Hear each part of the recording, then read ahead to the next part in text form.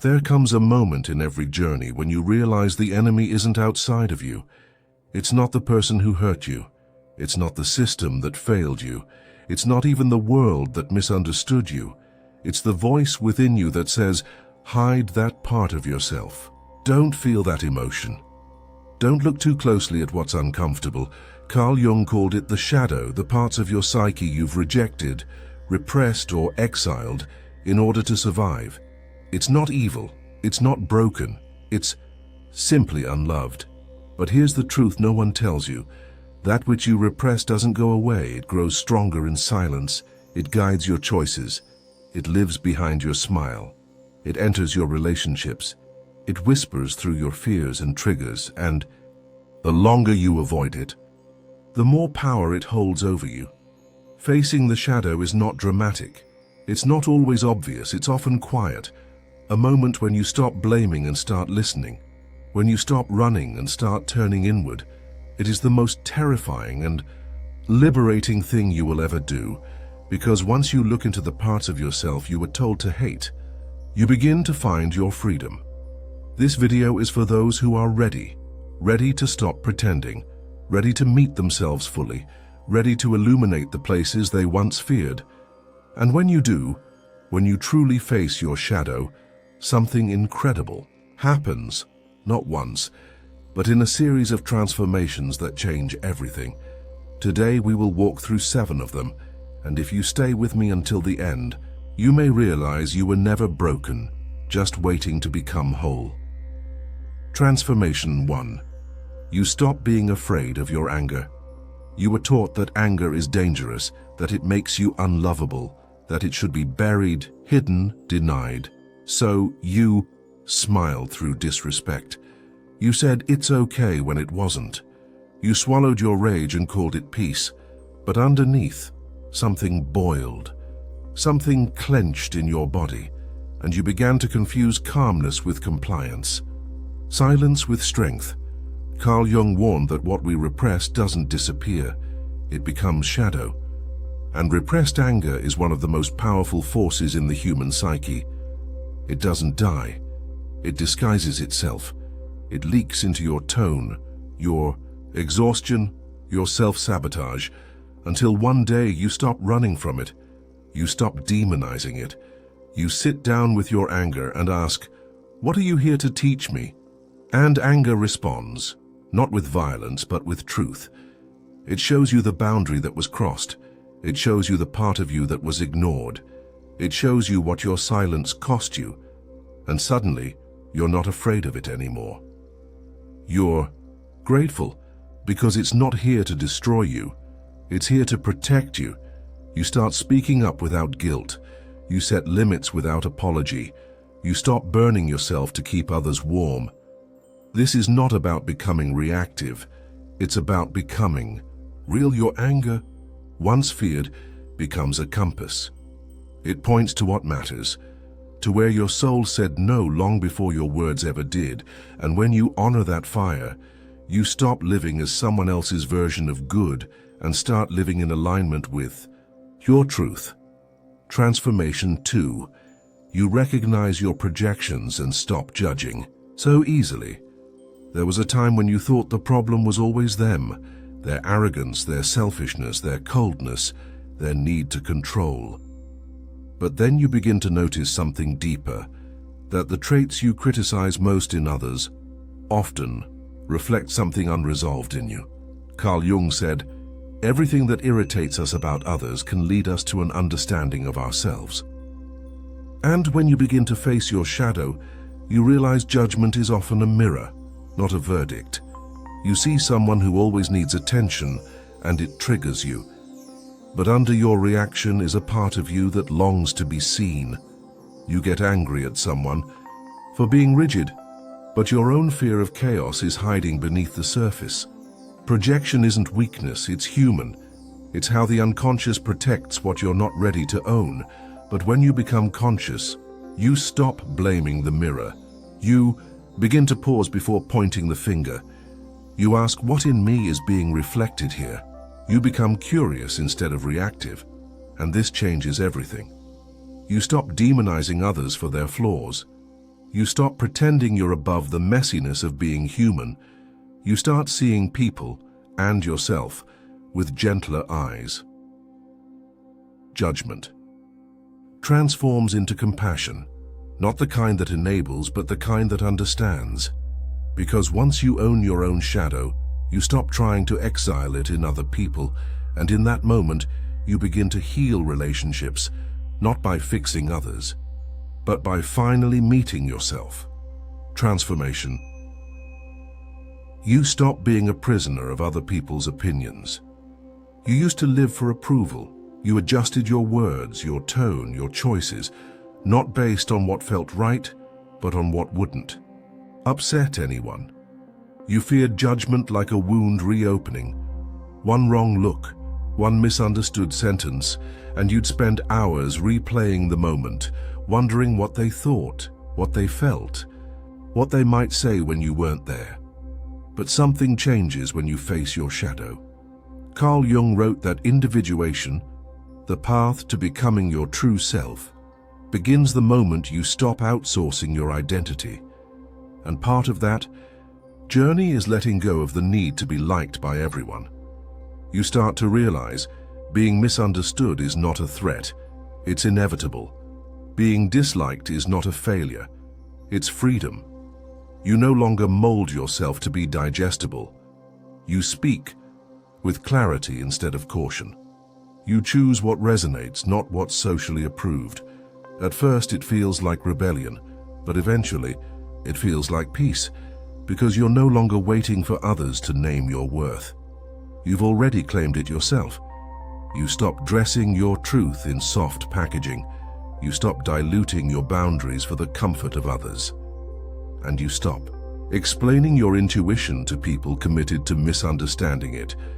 You become deeply grounded in something unshakable, inner authority, not arrogance, not defiance, but an unbreakable alignment with yourself. And once you taste that kind of sovereignty, no opinion, no whisper, no absence, no reaction can take it away. Transformation. 4. Your relationships change because you stop relating through masks. Once your connections were shaped by performance. You were the peacemaker, the strong one, the listener, the one who stayed quiet to keep the bond alive. You built entire relationships on roles, not because you were fake, but because you believed love meant sacrifice. But when you face your shadow, something breaks, and something beautiful begins. Carl Jung taught that the masks we wear, what he called the persona, are necessary in society. But when the mask becomes our identity, we lose the self. And when we lose the self, our relationships are built on illusion. The more you integrate your shadow, the more you stop performing. You start showing up as you are, even if it's messy, uncertain, unfiltered, and the result? Some relationships fade, some unravel, some explode, not because you did something wrong, but because they were built on a version of you that no longer exists. This hurts, but it also clears space, because what comes next is different. You begin to attract people who meet you where you're honest, not where you're convenient, who want your truth more than your compliance, who stay, not because you fit their expectations, but because your soul resonates with theirs. And these relationships, fewer maybe, quieter, sometimes but real, they become sanctuaries, not stages. You're no longer bonding through your mask, you're connecting from your core, and nothing is more intimate than that. Transformation 5. You accept that pain is part of the process. There was a time when you believed healing meant feeling better, that awakening would be light, that clarity would come without tears. But then you met your shadow, and it didn't feel peaceful.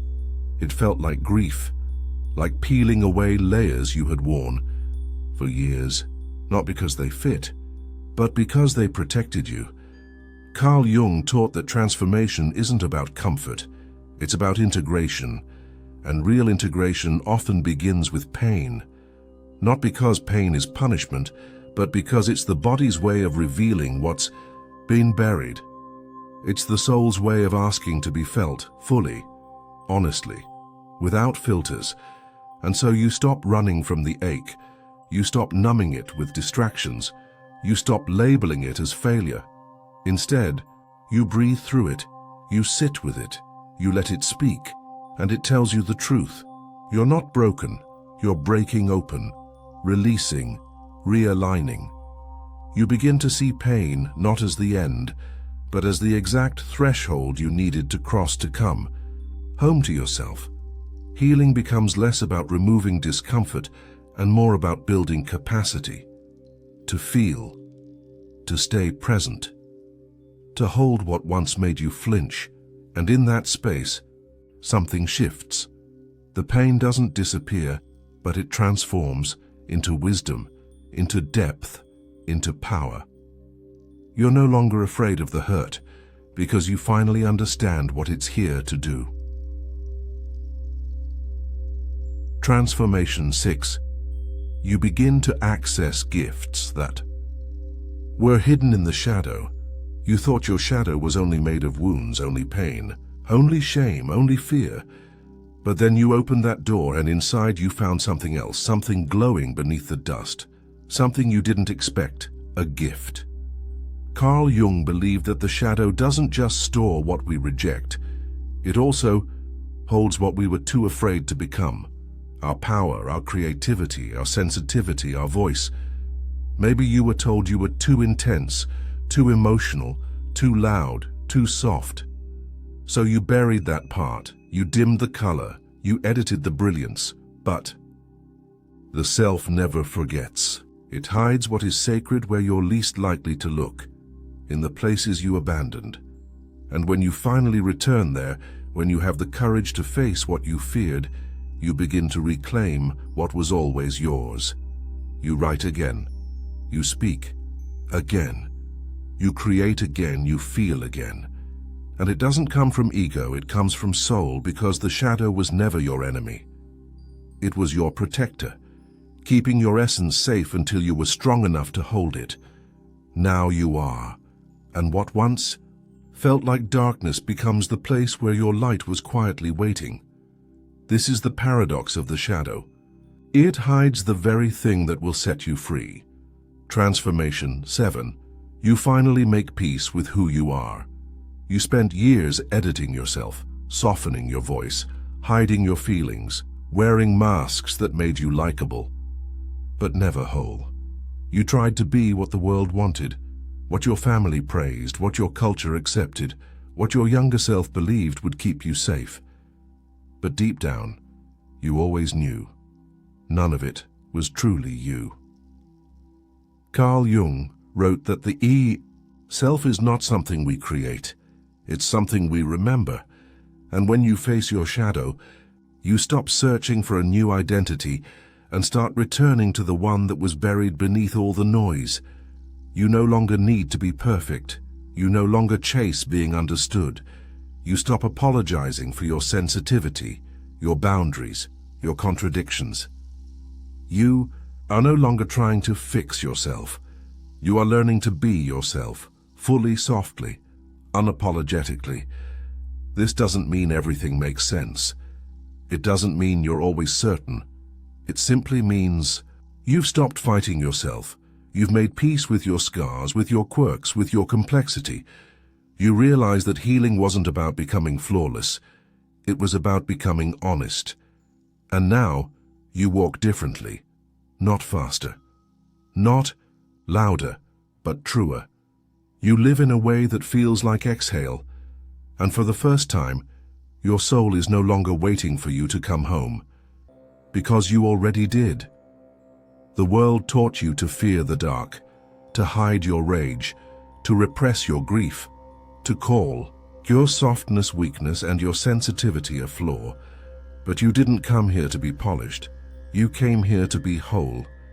Carl Jung said that wholeness is not achieved by becoming better, but by embracing the parts of yourself you once tried to exile. And now you see why the path was hard, why the silence was long, Why the inner work felt so lonely? Because healing doesn't happen on the surface. It happens when you dig through the soil of your being and pull your truth, trembling and raw, into the light. This is not a clean process. It's sacred, messy, courageous, but the moment you meet your shadow without judgment, you reclaim everything it was guarding: your voice, your intuition, your joy, your authenticity, your power. And as you rise, not above others, but into yourself, you become something rare in this world. A person who doesn't need to pretend, a soul that no longer needs to hide. And here's the quiet miracle, the quiet. When you do that, when you bring light to your own shadow, you unconsciously invite others to do the same. You become a reflection, a permission, a mirror of liberation. So if this message spoke to something deep within you, write in the comments, "I faced my shadow and I remain whole." Let that be your oath, your anchor, your reminder that what once felt like darkness was always just a part of your light, waiting to return.